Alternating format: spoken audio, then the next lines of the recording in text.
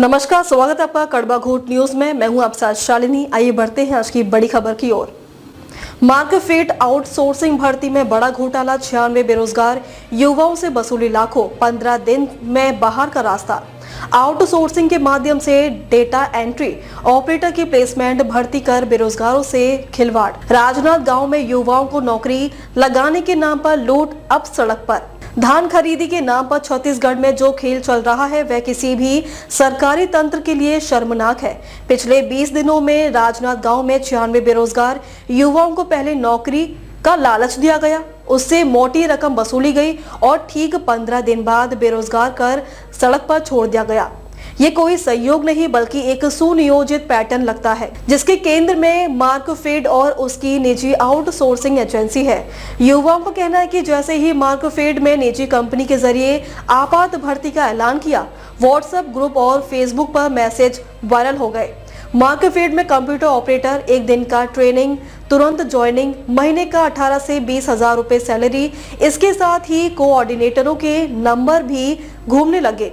जो युवा संपर्क करते उनसे पहले 30 से 50 हजार सिक्योरिटी या प्रोसेसिंग फीस मांगी जाती, फिर बाकी राशि ज्वाइनिंग के बाद देने की बात कही जाती। कई युवाओं ने तो 40 हजार से 50 हजार तक दे दिए।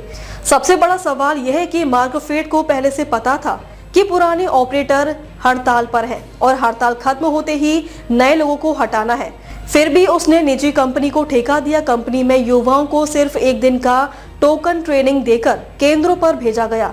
ना कोई जॉइनिंग लेटर, ना कोई कॉन्ट्रैक्ट पीरियड, ना कोई लिखित आश्वासन।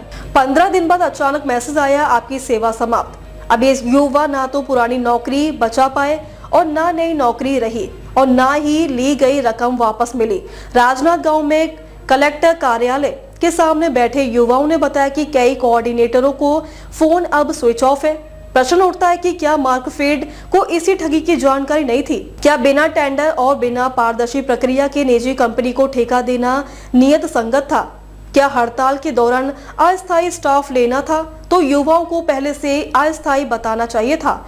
युवा अब दो मांगे कर रहे हैं, या तो सबको वापस नौकरी दो या ठगों पर एफआईआर कर वसूली की गई रकम ब्याज सहित लौटाओ। प्रशासन चुप है, मार्कफेड चुप है, लेकिन सड़क पर गुस्सा बढ़ता जा रहा है। आज युवा डॉक्टर रमन सिंह के पास भी अपनी पीड़ा व्यक्त की, जिसका नतीजा युवाओं को भी मालूम है। फिर भी बेरोजगारी के दौर में बेरोजगार युवाओं का मजाक आने वाले समय में समूचे प्रदेश में भारी पड़ेगा। उनमें से एक ने बताया कि मुझे नौकरी BIC कंपनी के माध्यम से मिली थी, एक दिन का ट्रेनिंग लिया और अगले दिन ही धान खरीदी केंद्र में बिठा दिया गया, लेकिन एक पन्ने का अपॉइंटमेंट लेटर नहीं दिया। कहा गया है कि बाद में मिल जाएगा। फिर जैसे ही पुरानी ऑपरेटरों ने हड़ताल खत्म की, उसी शाम फोन आया, कल से मत आना, तुम्हारी जरूरत खत्म हो गई है। नौकरी लगवाने के लिए राजनांद गांव की एक कंसल्टेंसी ने 1.5 लाख रुपए की मांग किया था, जिस पर युवाओं ने उधार लेकर 30 हजार रुपए एडवांस जमा करना बताया। अब कर्ज का बोझ सिर पर है, नौकरी गई, पैसे डूब गए और कोई जवाब देने वाला तक नहीं है। इस मामले में ठगे गए युवा पुलिस में अपनी शिकायत दर्ज कर सकते हैं। देर सवेरे युवाओं को ठगने वाले लोगों के चेहरे सामने आएंगे। मेरा नाम थानेश्वर है, मैं किर्गी सोसाइटी में अभी कार्यरत था। ये BIS के थ्रू और नियुक्ति मिली थी, ना तो नियुक्ति पत्र दिया था ना कुछ नहीं।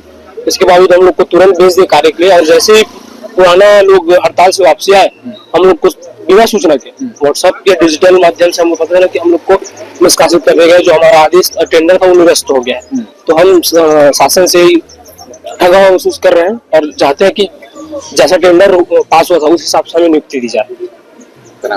थानेश्वर प्रसाद अर्जुनी से। मेरा नाम टीकम सिंह साहू है। मैं कंप्यूटर ऑपरेटर में BIS के थ्रू सुर्गी सोसाइटी में नियुक्त हुआ था। उसके लिए हमें 14 तारीख को 14/11/2025 को जिला सहकारी केंद्रीय मर्यादित बैंक में कलेक्टर, डिप्टी कलेक्टर, DMO और खाद्य अधिकारी के समक्ष हमें ट्रेनिंग बकायदा दिया गया था। और ट्रेनिंग देने के बाद तुरंत हमें मंडे को कार्यस्थल पर काम में जाने के लिए बोला गया था, और हम लोग को मतलब बराबर उस काम को कर रहे थे। और कुछ दिन बाद पता चला कि हम लोगों को निरस्त कर दिया गया है किसी के थ्रू, और एक पेपर के थ्रू पता चला कि हम लोगों को निरस्त कर दिया है।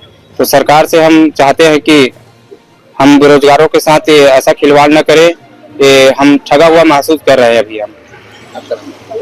मेरा नाम टिकम सिंह साहू है। अब तक के लिए बस इतना ही, फिर होगी आपसे मुलाकात। तब तक के लिए नमस्कार और देखते रहिए कड़वा घूट न्यूज।